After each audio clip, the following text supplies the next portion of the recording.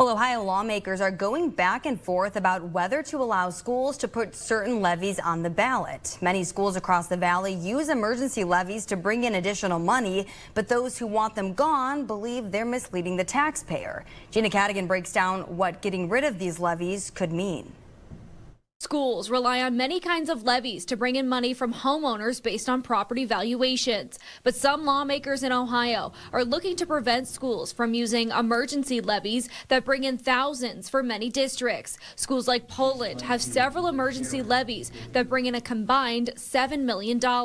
We spend several $1,000,000 a year in facilities. We heavily rely on this. Lawmakers who want to get rid of the levy say the term emergency is misleading because the schools are not in dire need of the money. The fear is for many schools, they know that the voters are not going to approve what they've not been able to have a say over for many years. And so that's where I think the scare tactics, frankly, have been coming in. Some suggest if the levies are taken away, schools could just put an operational levy in its place and make the same money.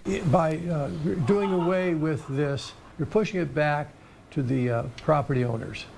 They're going to have to vote on these levies. If the voters, if the homeowners would like to fully fund what's currently being funded for public schools, they're going to be able to do that completely. If those operational levies fail, school districts would still get a minimum amount of money from the taxpayers with the 20 mil floor. But for Poland, that minimum isn't enough. I always tell them, whenever I talk to people, it's not an emergency until it fails.